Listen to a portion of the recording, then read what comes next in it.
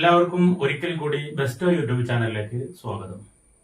ഇന്ന് നാം ചർച്ച ചെയ്യാൻ ഉദ്ദേശിക്കുന്നത് 10ാം തരം തുല്യതാ വിദ്യാർത്ഥികൾക്കുള്ള ഗണിതശാസ്ത്രത്തിന്റെ അക്ഷര കൈരളിയിൽ വന്ന മാതൃകാ ചോദ്യ പേപ്പറിന്റെ 3ാമത്തെ പാർട്ട് കൂടിയാണ്.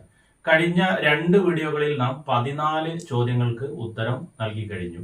ഇനി നമുക്ക് 15ാമത്തെ ചോദ്യം മുതൽ തുടരാം. അപ്പോൾ 15ാമത്തെ ചോദ്യത്തിലേക്ക് കടക്കാം. ഒരു കിണറിന്റെ ആഴം 30 മീറ്ററും വ്യാസം 4 മീറ്ററുമാകുന്നു.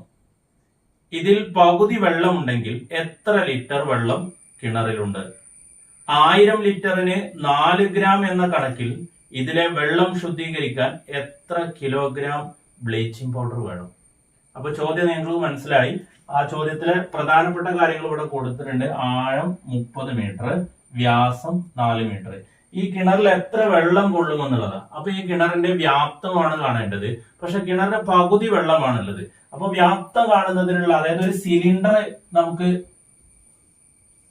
പരിഗണിച്ചു കഴിഞ്ഞാൽ ഇതാണ് ഒരു കിണറിന്റെ ആകൃതി. ഇതിൽ പകുതി വെള്ളമുണ്ട് എന്നാണ് പറഞ്ഞിട്ടുള്ളത്. അപ്പം ഇതിന്റെ വ്യാപ്തം എന്ന് പറയുന്നത്, വ്യാപ്തം കണ്ടുപിടിക്കാനുള്ള സമവാക്യം πr² എന്നാണ്. അപ്പൊ ഇവിടെ h നമുക്ക് ആവശ്യമുണ്ട്, r നമുക്ക് ആവശ്യമുണ്ട്. h എന്ന് പറഞ്ഞാൽ ഉയരം അല്ലെങ്കിൽ ആഴം. അപ്പൊ ഉയരം എന്ന് കൊടുക്കുന്നു. h സമം 30 മീറ്റർ ആണ് കിണറിന്റെ ആഴമെങ്കിലും വെള്ളമുള്ളത് പകുതിയാണ്. അപ്പൊ h സമം നമുക്ക് 15 എന്ന് എടുക്കാം, പകുതി എടുക്കാം, 15 മീറ്റർ. ഇനി ആരമാണ് അടുത്തത്. അപ്പൊ ചോദ്യത്തിൽ നമുക്ക് വ്യാസം തന്നിട്ടുണ്ട്. അപ്പൊ ആരം എന്ന് പറഞ്ഞാൽ 6, വ്യാസത്തിന്റെ പകുതിയാണ് ആരം. അപ്പൊ 6 എന്ന് പറയുന്നത് 2 മീറ്റർ. ഈ അളവുകൾ നമ്മൾ ഈ സമവാക്യത്തിൽ കൊടുത്തു കഴിഞ്ഞാൽ ഇതിന് വ്യാപ്തം കിട്ടും. അപ്പൊ ഇവിടെ പൈ എന്നുള്ള വില ഉണ്ട്. പൈ എന്നുള്ളതിന്റെ വില നമുക്കറിയാം 3.14. വ്യാപ്തമൊക്കെ കാണുമ്പോൾ ഈ പൈയുടെ വില കൊടുത്ത് ചെയ്യേണ്ടതുണ്ട്. അപ്പൊ ഇനി നമുക്ക് സമവാക്യം ഉപയോഗിച്ച് ചെയ്യാം. വ്യാപ്തം സമം πr² ആണ്. അപ്പൊ പൈ എന്ന് പറഞ്ഞാൽ 3.14 ഗുണിക്കണം r² എന്ന് പറയുമ്പോൾ 2² ഗുണിക്കണം h എന്ന് പറയുന്നത് 15. അപ്പൊ കൃത്യമായ അളവ് കൊടുക്കാം. നമുക്ക് ആദ്യം സ്ക്വയർ കണ്ടുപിടിക്കാം. 2ന്റെ സ്ക്വയർ എന്ന് പറയുന്നത് 4 × 15. അത് ഗുണിച്ച് നോക്കാം. 4 15 എന്ന് പറയുന്നത് 60 ആണ്. അപ്പൊ 3.14 ഗുണിക്കണം 60. ഇതൊന്ന് നമുക്ക് ഗുണിച്ച് നോക്കാം. 4 6 24 ശിഷ്ട 2, 6 1 6, 6ഉം 2ഉം 8, 6 3 18. ഇവിടെ ഒരു 0 ഉണ്ട്. ആ 0 കൂടെ ചേർത്ത് കൊടുക്കുക. ഇനി നമ്മൾ ചെയ്യേണ്ട, ഇവിടെ പോയിന്റ് ഉണ്ട്. പോയിന്റ് കഴിഞ്ഞിട്ട് ഇവിടെ 2 സംഖ്യകളാണുള്ളത്. അപ്പൊ ഉത്തരത്തിനും പോയിന്റ് കഴിഞ്ഞിട്ട് 2 സംഖ്യകൾ വേണം. ഇത്രയും മീറ്റർ ക്യൂബാണ് ഈ കിണറിൽ വെള്ളം ഉണ്ടാവുക. അപ്പൊ ഇനി ഇതിനെ ലിറ്ററിലേക്ക് മാറ്റേണ്ടതുണ്ട്. അപ്പൊ നോക്കാം. 188.4 ഇത്രയും മീറ്റർ ക്യൂബാണ് വെള്ളം ഉള്ളത്. അപ്പൊ ഇത് നമ്മുടെ ലിറ്ററിലേക്ക് മാറ്റുമ്പോൾ 1 മീറ്റർ ക്യൂബ് എന്ന് പറയുന്നത് 1000 ലിറ്റർ ആണ്. 1 മീറ്റർ ക്യൂബ് എന്ന് പറയുന്നത് 1000 ലിറ്റർ ആണ്. അപ്പൊ ഇത്രയും മീറ്റർ ക്യൂബ് ഉണ്ട്. അപ്പൊ ഇതിനെ നമുക്ക് 1000 കൊണ്ട് ഗുണിച്ചാൽ കൃത്യമായ വെള്ളം കിട്ടും, അളവ് ലിറ്ററിൽ കിട്ടും. അപ്പൊ ഇതിനെ 1000 കൊണ്ട് ഗുണിക്കുമ്പോൾ 188.4, ഒരു 3 0 കൊടുക്കുക. ഇനി ഇവിടെ ശ്രദ്ധിക്കുക, ഇവിടെ പോയിന്റ് കഴിഞ്ഞിട്ട് ഒരു സംഖ്യ ഉണ്ട്. അപ്പൊ ഉത്തരത്തിനും പോയിന്റ് കഴിഞ്ഞിട്ട് ഒരു സംഖ്യ വേണം.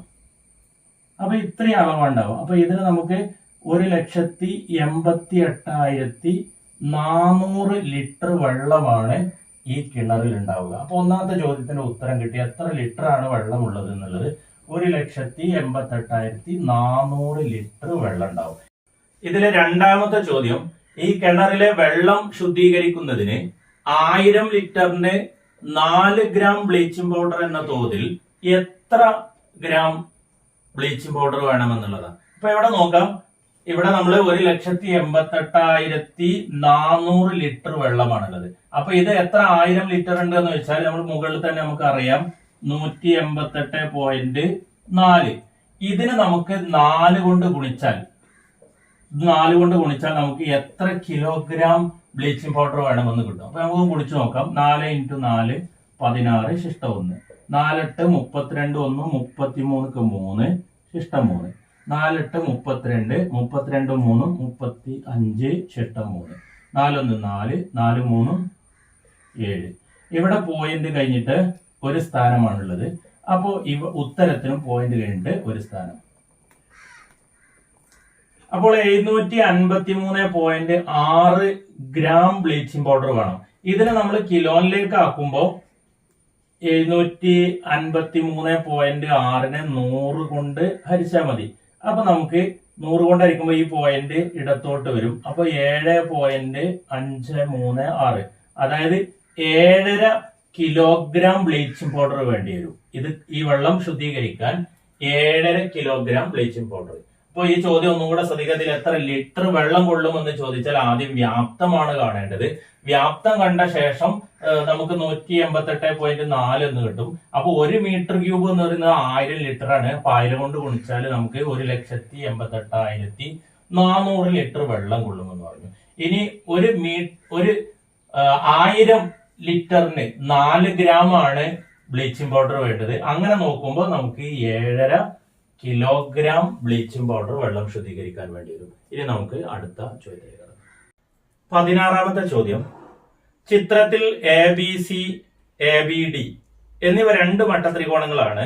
കോൺ BAC = 45 ഡിഗ്രിയും കോൺ ABD = 60 ഡിഗ്രിയും AB = 10 സെന്റിമീറ്ററും ആണ്. BC, AC, AD, BD ഇവയുടെ നീളങ്ങൾ കണക്കാക്കുക. ചോദ്യത്തിൽ പറഞ്ഞ കാര്യങ്ങളൊക്കെ ബോർഡിൽ വരച്ചിട്ടുണ്ട്, അടയാളപ്പെടുത്തിയിട്ടുണ്ട്.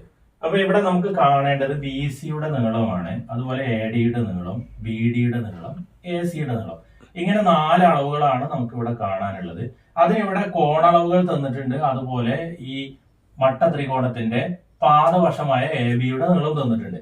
അപ്പൊ ഇവിടെ കോണിന്റെ അളവ് തന്നു കഴിഞ്ഞാൽ 45, 60 ആണ്. അപ്പൊ നമ്മൾ നേരത്തെ ചർച്ച ചെയ്തപ്പോൾ പറഞ്ഞിട്ടുണ്ട് 45 ഡിഗ്രി, അതുപോലെ 45 degree, 90 degree.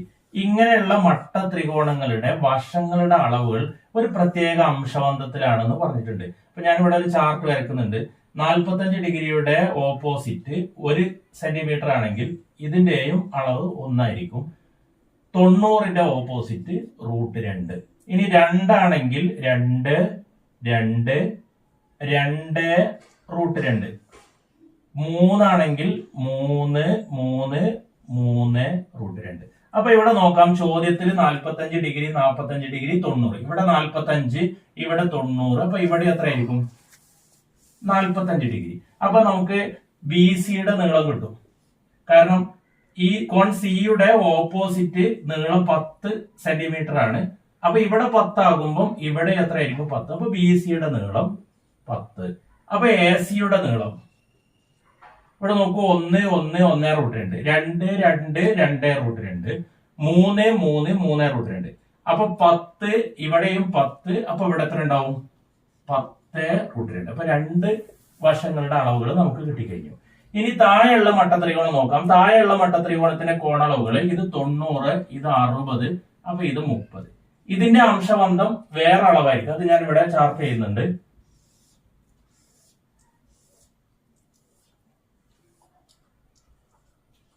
Degree, 60 degree, 90 degree.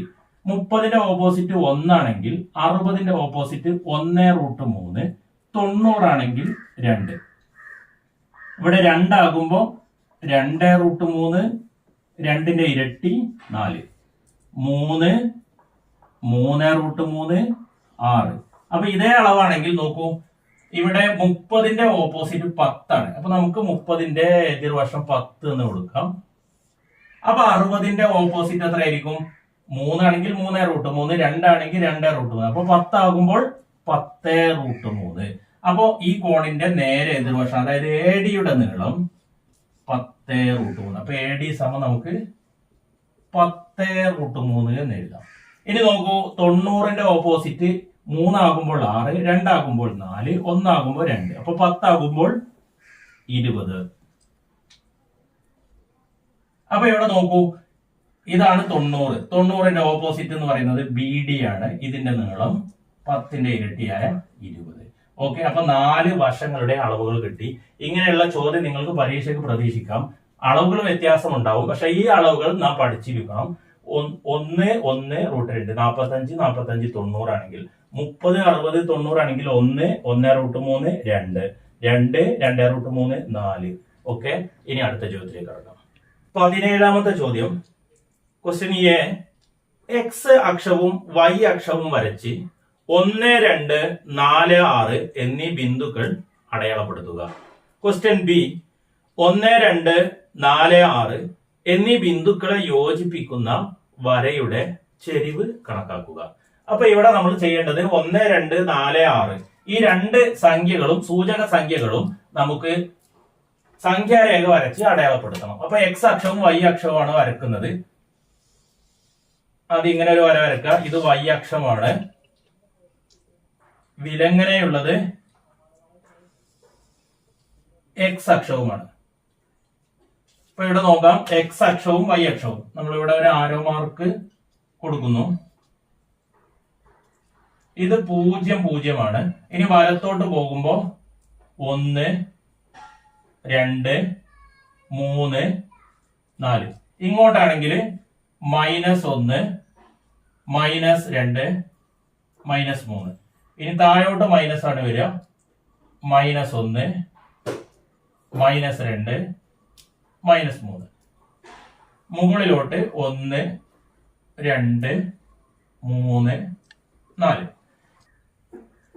ഇനി നമുക്ക് എക്സ് അക്ഷവും വൈ അക്ഷവും ഇവിടെ വരച്ചു കഴിഞ്ഞാൽ നമുക്ക് ഈ സംഖ്യകളെ, ഈ സൂചക സംഖ്യകളെ ഇതിൽ അടയാളപ്പെടുത്തണം. അടയാളപ്പെടുത്തുമ്പോൾ ശ്രദ്ധിക്കേണ്ടത് ഈ ആദ്യത്തെ സംഖ്യ എക്സ് അക്ഷത്തിലെ സംഖ്യയായിരിക്കും, ഈ രണ്ടാമത്തെ സംഖ്യ വൈ അക്ഷത്തില്. അതുപോലെ ഇവിടെ ഇത് എക്സിലെയും ഇത് വൈയിലെയും. അപ്പൊ നമുക്ക് ആദ്യം 1 2 അടയാളപ്പെടുത്താം. അപ്പൊ 1 2 അടയാളപ്പെടുത്തുമ്പോൾ എക്സിൽ 1, ഇതാണ് എക്സ് അക്ഷം. ഇതിൽ 1 എന്ന് പറയുന്നത് ഇവിടെയാണ്. ഇനി വൈ അക്ഷത്തിൽ 2, വൈ അക്ഷത്തിൽ 2 എന്ന് പറയുന്നത് ഇവിടെയാണ്. ഇത് രണ്ടും യോജിപ്പിക്കുന്ന ബിന്ദു എന്ന് പറയുന്നത് ഓക്കെ. അപ്പൊ ഇവിടെയാണ് നമ്മൾ മാർക്ക് ചെയ്യേണ്ടത് 1 2. ഒക്കെ മനസ്സിലായിട്ടുണ്ടാവും. അതായത് എക്സ് അക്ഷത്തിലെയും വൈ അക്ഷത്തിലെയും സംഖ്യകൾ അടയാളപ്പെടുത്തുക. എന്നിട്ട് വിലങ്ങനെയും കുത്തനെയും വരച്ചാൽ അവ യോജിക്കുന്ന ഒരു ബിന്ദു ഉണ്ടാവും. ആ ബിന്ദുവിനെയാണ് നമ്മൾ സൂചക സംഖ്യ എന്ന് പറയുന്നത്. ഇനി അടുത്ത് 4 6 അടയാളപ്പെടുത്തണം. അപ്പൊ 4 എക്സിൽ 4 ഇവിടെയാണ് 4. ഇനി വൈയിൽ 6 വേണം. അപ്പൊ വൈയിൽ 6 വരണമെങ്കിൽ നമ്മൾ ഇവിടെ 4 കൊടുത്തിട്ടുള്ളൂ. അപ്പൊ ഈ വര ഒന്നും കൂടെ മുകളിലോട്ട് നീട്ടണം. 5 6. അപ്പൊ 4 അടയാളപ്പെടുത്തി കഴിഞ്ഞു. ഇനി വൈയിൽ 6 ഇവിടെ അടയാളപ്പെടുത്തി. ഇത് രണ്ടും കൂട്ടിമുട്ടുന്ന ബിന്ദു. അപ്പൊ നമുക്ക് വിലങ്ങനെ വരക്കുക, കുത്തനെ വരക്കുക. ഇത് രണ്ടും കൂട്ടിമുട്ടുന്ന ഈ ബിന്ദു, ഇതാണ് 4 6. ഓക്കെ, ഇതിലുള്ള ഒന്നാമത്തെ എ ക്വസ്റ്റ്യന് നമ്മൾ ആൻസർ ചെയ്തു കഴിഞ്ഞു. ഇനി രണ്ടാമത്തെ ചോദ്യം, ഈ രണ്ട് ബിന്ദുക്കൾ യോജിപ്പിക്കുന്ന വര, ഈ വരയുടെ ചെരിവ് കണ്ടുപിടിക്കാനാണ് പറയുന്നത്. അപ്പോ ഇത് നമ്മൾ യോജിപ്പിച്ചു കഴിഞ്ഞാൽ ഈ വരയുടെ ചെരിവ് എന്ത് എന്നുള്ളതാണ്. അപ്പൊ ചെരിവ് കണ്ടുപിടിക്കാനുള്ള ഒരു സമവാക്യം നമ്മൾ പഠിച്ചിട്ടുണ്ട്. ചെരിവ് സമം y2 minus y1 divided by x2 minus x1. ഈ സമവാക്യം പഠിച്ചിരിക്കണം. ഈ സമവാക്യം അറിഞ്ഞാലാണ് ചെരിവ് കണ്ടുപിടിക്കാൻ പറ്റുള്ളൂ. അപ്പൊ y2 എന്ന് പറയുന്നത് ഇതാണ് y2. ഇവിടെ ശ്രദ്ധിക്കുക, ഇത് x1, ഇത് y1, ഇത് x2, ഇത് y2. അപ്പൊ y2 എന്ന് പറയുന്നത് 6 മൈനസ് y1 എന്ന് പറയുന്നത് 2 ഹരിക്കണം x2 എന്ന് പറയുന്നത് 4 മൈനസ് x1 എന്ന് പറയുന്നത് 1. അപ്പൊ 6ൽ നിന്ന് 2 കുറച്ചാൽ 4, 4ൽ നിന്ന് 1 കുറച്ചാൽ 3. അപ്പൊ 4/3 എന്ന് പറയുന്നതാണ് ഈ വരയുടെ ചെരിവ്. അപ്പൊ ഈ ചോദ്യത്തിന് ഉത്തരം കാണാൻ ശ്രദ്ധിക്കേണ്ട ഒറ്റ പോയിന്റ് മാത്രം, അതായത് ചെരിവ് കണ്ടുപിടിക്കാനുള്ള സമവാക്യം y2 minus y1 divided by x2 minus x1. Okay, മനസ്സിലായിട്ടുണ്ടാവുമെന്ന് വിചാരിക്കുന്നു. ഇനി നമുക്ക് അടുത്ത ചോദ്യത്തിലേക്ക് കടക്കാം. 18ാമത്തെ ചോദ്യം, ഒരു സഞ്ചിയിൽ ഒരേ വലിപ്പമുള്ള 4 ചുവപ്പും 6 പച്ചയും പന്തുകളുണ്ട്. മറ്റൊരു സഞ്ചിയിൽ അതേ വലിപ്പമുള്ള 5 ചുവപ്പും 4 പച്ചയും പന്തുകളുണ്ട്. 3 ചോദ്യങ്ങളാണ് ഉള്ളത്. ക്വസ്റ്റ്യൻ എ, ആദ്യത്തെ സഞ്ചിയിൽ നിന്നും ഒരു പന്ത് എടുത്താൽ അത് ചുവന്നത് ആകാനുള്ള സാധ്യത എന്തായിരിക്കും? ക്വസ്റ്റ്യൻ ബി, രണ്ടാമത്തെ സഞ്ചിയിൽ നിന്നും ഒരു പന്ത് എടുത്താൽ അത് ചുവന്നത് ആകാനുള്ള സാധ്യത എന്തായിരിക്കും? ക്വസ്റ്റ്യൻ സി, രണ്ട് സഞ്ചിയിലെയും പന്തുകൾ ഒരു സഞ്ചിയിലാക്കി അതിൽ നിന്ന് ഒരു പന്ത് എടുത്താൽ അത് ചുവന്നതാകാനുള്ള സാധ്യത എന്തായിരിക്കും? ഇങ്ങനെ 3 ചോദ്യങ്ങളാണുള്ളത്. അപ്പൊ ചോദ്യത്തിൽ പറഞ്ഞ കാര്യങ്ങളൊക്കെ ഞാനിവിടെ ബോർഡിൽ എഴുതിയിട്ടുണ്ട്. ചുവപ്പ് 4ഉം പച്ച 6ഉം. അടുത്ത സഞ്ചിയില് 5 ചുവപ്പ് പന്തുകളും 4 പച്ച പന്തുകളുമാണുള്ളത്. അപ്പൊ ഇതിലെ ക്വസ്റ്റ്യൻ എ നോക്കാം. വളരെ സിമ്പിൾ ആണിത്. ക്വസ്റ്റ്യൻ എ, ആദ്യത്തെ സഞ്ചിയിൽ നിന്ന് ഒരു പന്ത് എടുത്താൽ അത് ചുവന്നതാകാനുള്ള സാധ്യത എന്ത്? അപ്പൊ ഇതാണ് ഫസ്റ്റിലുള്ള സഞ്ചി. ഇതിൽ നിന്ന് ഒരു പന്ത് എടുത്താൽ ചുവന്നതാകാനുള്ള സാധ്യത. അപ്പൊ ആകെ എത്ര ചുവപ്പ് ഉണ്ട് നോക്കാം, 4ആണ്. ആ 4 മുകളിൽ കൊടുക്കുക. ഇനി ബൈ ആകെ എത്ര എന്നുള്ളത് 4ഉം 6ഉം കൂട്ടുക. 4ഉം 6ഉം കൂട്ടുക 10. അപ്പൊ 4/10. ഇതിനെ ചെറുതാക്കി കഴിഞ്ഞാൽ നമുക്ക് 2/5. ഇതിന്റെ പകുതി എടുക്കുക, ഇതിന്റെ പകുതി എടുക്കുക. അപ്പൊ ഇതാണ് ഇതിന്റെ സാധ്യത, 2/5. ഇനി 4/10 എന്ന് എഴുതിയാലും ഉത്തരം റെഡിയാണ്. ഇനി രണ്ടാമത്തെ ചോദ്യം നോക്കാം.